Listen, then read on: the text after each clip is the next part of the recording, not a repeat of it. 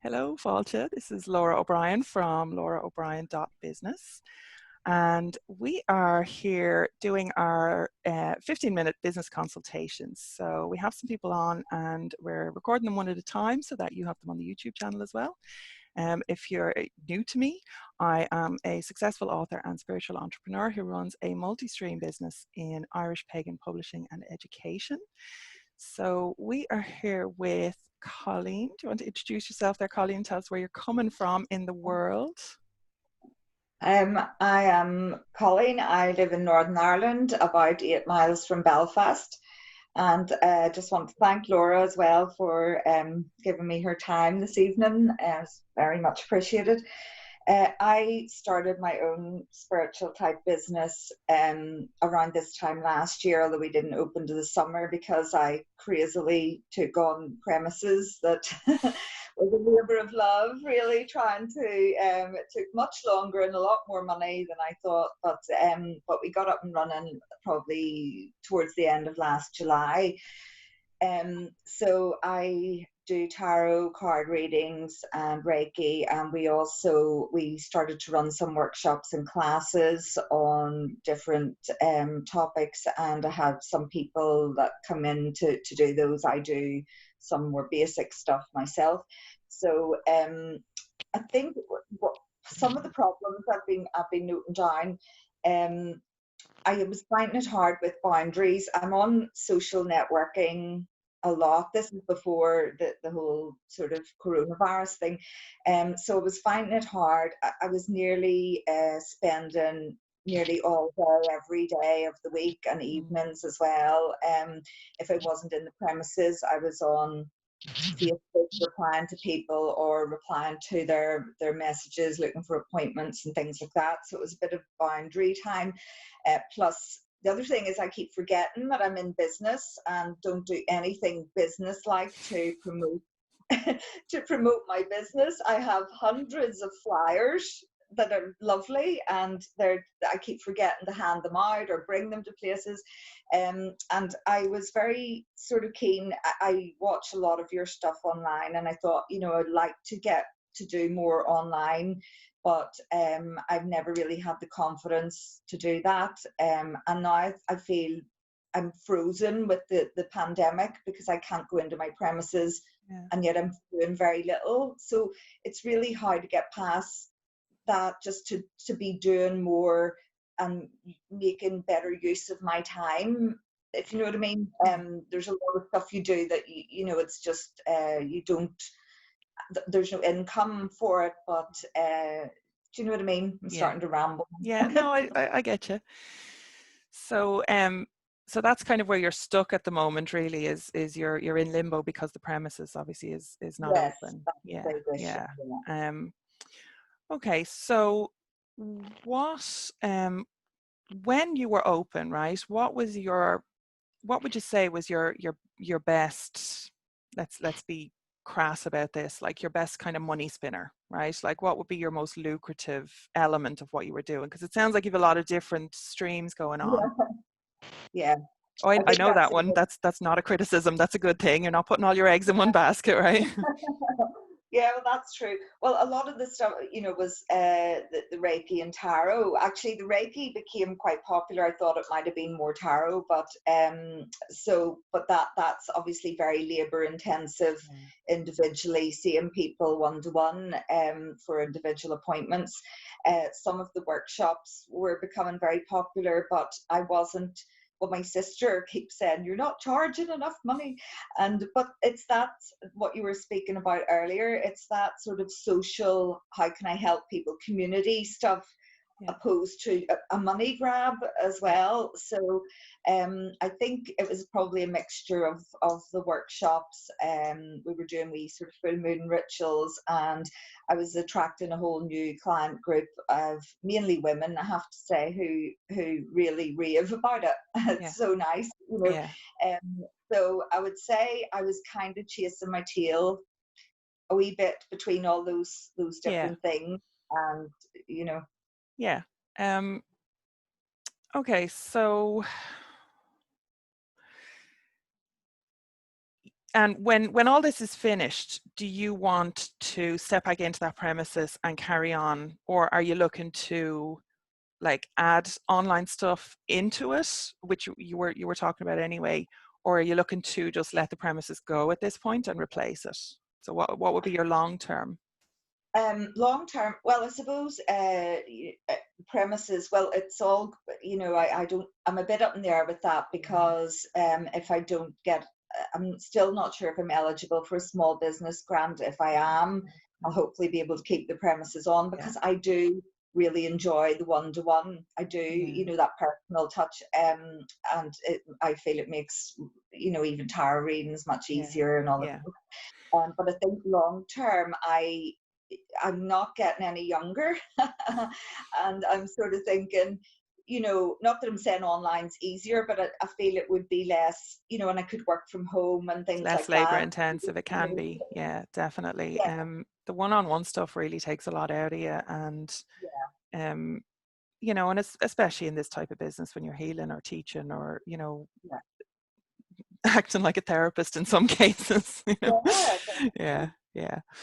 Okay, so I'm just going to pick up a little point. Your sister keeps telling you that you're not charging enough, and because that would be a very common issue that all of us would have, and it's something that I had to climb over myself on, and it's something I still get a lot of. Like in the Irish community, we have a lot of what we call begrudgery, where people don't, especially women, people don't like seeing you doing well, right? Especially if like they haven't put in any work and they feel that like they're not getting what you're getting. Yeah. They forget the bit where they haven't put in any work and they just kind of jump ahead to like, how come, who does she think she is? How come she gets that, right? So I had to deal with a lot of that very early on. And my I'm kind of like I mean, yeah, like uh, earlier on I was saying, I'm kind of known for my being a bit driven and being very forthright, as John calls it, blunt as fuck I call it. um but my response to that kind of criticism is like, I put everything that I am and have learned for the last 25 years, I put that into pretty much everything that I do. Mm, And, when you actually put it into that context of the value that you're giving, all of your skills, your learned experience, your time, your effort, your energy, like when you actually start to really feel that, and raise your prices to something that's actually going to make you feel good then about what you're doing, what that does is actually gives a knock-on effect of, you start to put more of yourself, you start to give more value because you're getting paid, and it's an upward spiral rather than a downward spiral, right? So I would say start on that ladder, right? mhm, But for me certainly, and I think I could probably it's relatable for a lot of people, there is that spiritual element of like, like our prices at the Irish Pagan School would be higher than like, the American classes that are being run and on Celtic topics and all the rest of it, because we're native and we have more to offer. That's just what it is. mhm, So like, if you can find that kind of unique selling point, and even if you're starting just by justifying it in your own head, it can help you, right? But when it comes to that, like, I'm also a priest and I also want to help people. And how do yeah, I kind of like, there's a lot of people who just can't pay that money, right? yeah, So that's where you come in with like, you set your prices high, but then you do all your scholarship options, your discounts. If somebody, make it known that if somebody comes to you like and they need your services, money is not going to be the thing that stops them getting your services, and mhm, that's something that I talk about a lot, and like we run scholarship, um we run scholarship options through everything that we do, in person, online, everything. And people don't, people don't take advantage of it.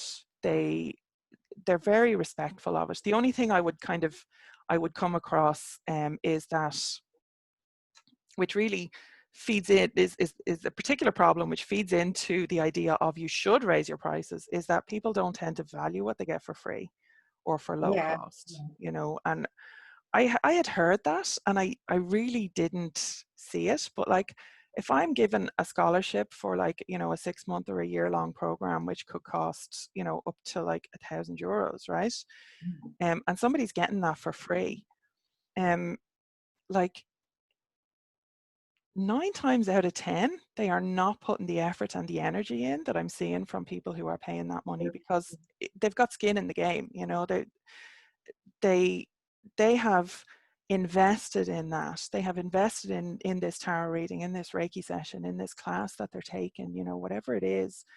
And they, you know, like, that is an energetic investment as well. It's not just handing over cash. Like, for most of us, that means something, you know, and it means that, like, we're getting more from what we're actually paying. So, and I'm not just trying to talk myself into, like, you know, oh, I'm actually doing people a favor by charging them high prices, like, you know, right?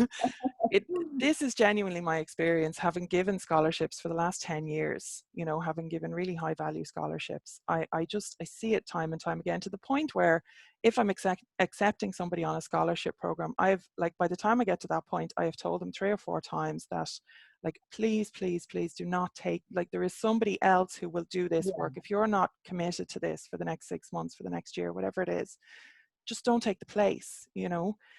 And they still, you know, it's still, it's just, yeah, it's not everybody, right? Now, in fairness, it's not everybody, you know, a lot of people, but that is the only thing, that's the only kind of downside I found to giving out scholarships and discounts and, you know, all that stuff, because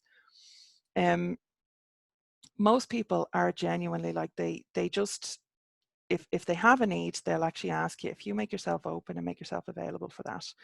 So I know that wasn't actually your question, but it is something that comes up a lot. So I just thought I'd touch on it. And we'll probably do other videos and stuff on it again, blog posts and all. So subscribe and make sure you don't miss them.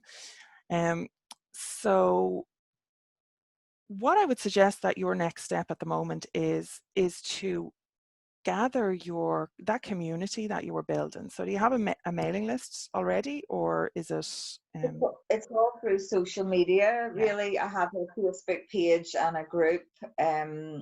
So I have about 1,200 on the page, and I have about just over 200 on the group, although I only started it last week. Brilliant. After 4 weeks in lockdown, I eventually got round to it. Brilliant. Well, the group is going to be very valuable to you, but your absolute essential next step is to start a mailing list. Okay. Right. Yeah. Because I'm, you know, not trying to put the fear of gods into you, but I have seen a lot of pages close down over the, you know, I've been in this kind of, like, not in the spiritual stuff, but in the business side of things, like people who have hundreds of thousands of followers, like Facebook, they can just shut them down. They can shut down YouTube channels. They can shut down, you know, and I've seen it time and time again. And it's also, though, for our type of business where we're building community, an email is much more personal.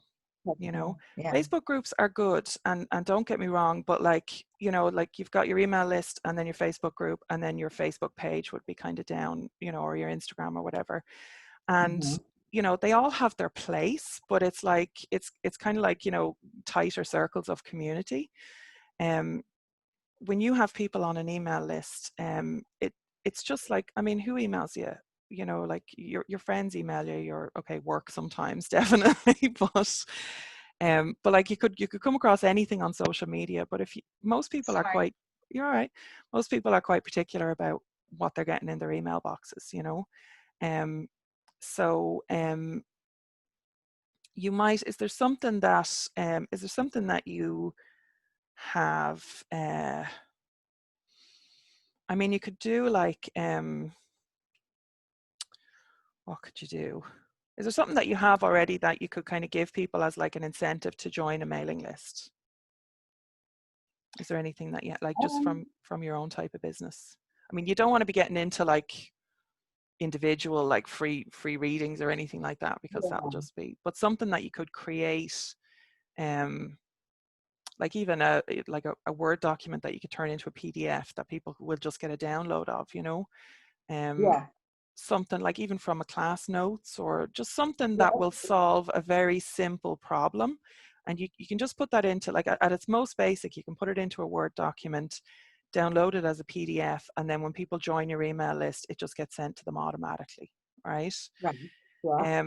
So for an email list, I use ConvertKit. You can use MailChimp. MailChimp are actually a lot better than they used to be.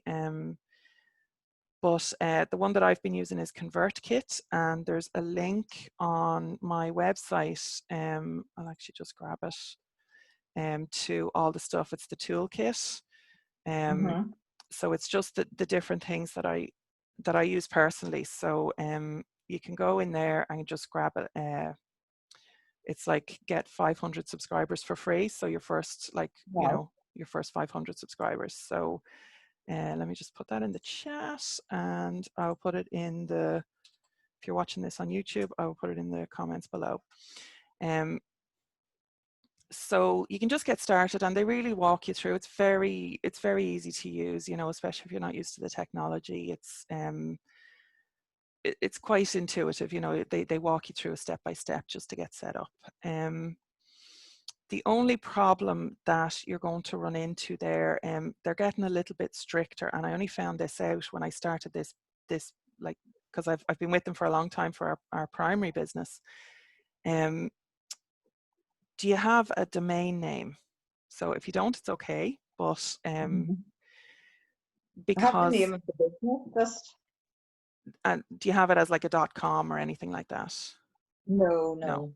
no, Okay. no, not that far advanced at all. No, that's okay. That's okay. So there is also on that page, there's a link to hosting where you can buy a domain name and just get an email forwarding set up on it, right?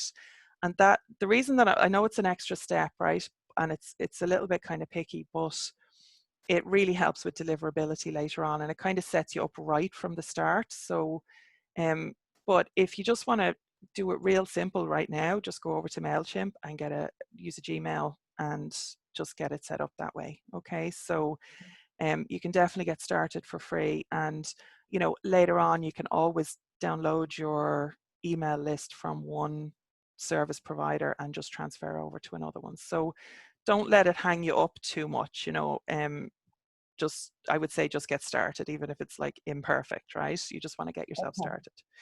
So so your step is to get some kind of class notes or something together into a PDF that solves a simple problem for people, right? Uh-huh. So just have a look through your materials, or write something fresh or whatever. Even record a little video, some whatever you're comfortable with. I'm just going for kind of simplest, just to get you started right now, okay? Yeah, yeah. So put something together into a little PDF, start your mailing list, and then go onto your Facebook page and onto your group and Uh-huh. post and say, look, really want to do some community building, getting serious about it. Again, make it situational. Tell them that like everything that's going on is really kind of highlighted, like what you said earlier. You're not telling any lies. It's really highlighted the need for the online kind of elements of the business and the community. How we can all stay in touch, and you're trying to get a bit better with the tech side of things, and just be open and be vulnerable with people, because Uh-huh. they appreciate it. And people always know when you're being honest with them, and it's always best. It's Yeah. really is. You don't have to be perfect. Nobody expects you to be perfect. They're looking for somebody that they can connect with. They're looking for a person rather than a corporation, right? Like, that's not what we're going for. So Mhm. just get started. Don't worry about it. Get them onto your mailing list, and then you can start. From that point, right? I know this is kind of jumping ahead another step, right? But from that point, you could start then with Facebook ads. I don't know if you've done any, but even a boosted post or something that targets people in your area. If you want to specifically build local community, so that if you do open your premises, that's kind of where I'd be saying to at least have some resources in place, right? Mhm. Imagine if you were able to step in, open your premises, and you had a mailing list of like 400 or 500 people who were Mhm. from Northern Ireland even, Yeah. um, who who would be willing to travel and come and see you in person because you've built up this relationship with them online, you know. So that would be kind of your end goal for where you're currently at right now. And then if you wanted to take it completely online, then after that, you know, you've got your options open, you know. Yeah. It doesn't matter at that point that those people are local. You can just broaden the net then, you know. So that would be where I would say your next steps are.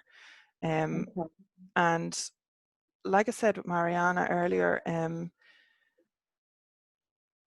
consistently, like it's all very well having an email list, you know, and getting people on it. Even if you only have 10 people on that email list, you know, email them. Make sure that you're sending them something. Even you could do something like this as well, you know, the first 10 people that join my email list, I'll give a 3-card reading to, or, you know, I'll send some distance Reiki, or, do you know what I mean? And have a little, or like, you know, once a month or once a week I'll pick somebody and we'll do you know, we'll do a 3-card reading on a Zoom call like this, you know, and we can record it, and, you know, then you can send that out to your email list, or you can just give it to them privately, you know. You can do a little raffle, a little draw, like, you know.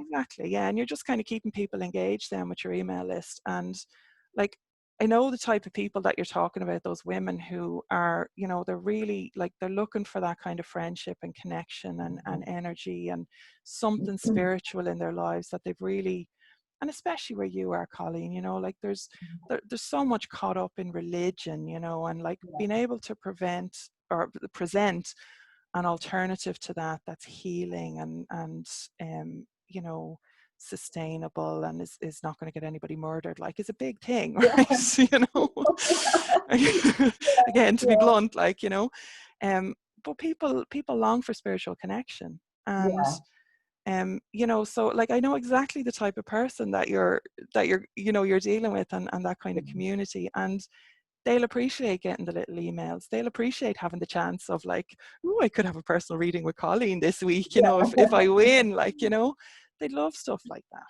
They love a bit of that, so they do. I think you're right, Yeah. So that sounds good. yeah. So, I mean, just to keep things really simple, I'd say just, you know, get a Gmail account, start up with MailChimp, just get started. And, you know, you're definitely on the right track with the social media, building that up. But like, maybe try and like, we're like, from, you know, from now on, once you're established, just to kind of answer your other point, I know we're going over time here a little bit, and sorry, Joseph, for keeping you waiting as well.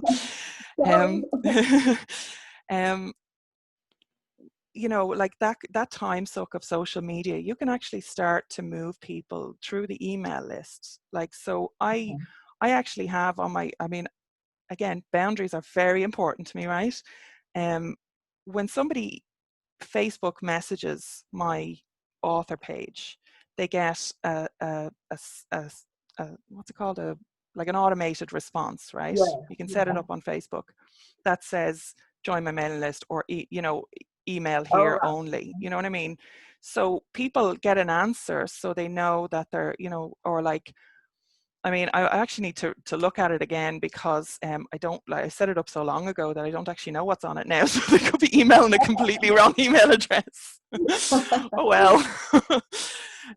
Sorry. But you know, you can set up an autoresponder like that funnels people into doing, like, so you could set something up that says, here's a link, join my mailing list, and send your question there, you know, and I'll reply. So like, when they join your mailing list, they'll get an email from you that has your little download in it, you know, and they get their free gift and all the rest of it. It's bonus. But then they can just hit reply and send you their question, and that way you're answering emails. But you could also put in like, oh, I answer emails once a day at 6 p.m. Do you know what I mean? So like, you can start to set your boundaries around what actually, you know, where you're comfortable. And like, at the moment, like, don't go too extreme, you know, because you don't want to like completely cut people off, but just gradually bring it back in, you know. And just like, if you're getting messages on the Facebook page, you can start moving people into the group, like, oh, we answer, you know, we answer all this in the group, so feel free to go in there and ask, you know. And over time then, your Facebook groups start to kind of self-moderate in some ways as well, because you know, other people will come in and respond, and the community builds up that way, you know. So you don't need to spend all your time doing that. And you know, it's, I think you're definitely like on the right track with like being aware of that. It's such a problem for a lot of us, like, you know, and it is a Yeah. case of just managing it backwards, you know. You can still be of service, but you have to be of service on your terms, you know, in a way Yeah. that's not going to hurt you or harm you, you know. So, okay, Great, thank you. No, that's really helpful. Thank you very much, Laura. no problem. Okay, so join my mailing list. It's at loraobrien.business, and you will, because that's how you get a free consultation. You can go to that website, and you can, there's a contact form there, and you might get your own free consultation with me. So, slán go fóill, and I will see you in the next video.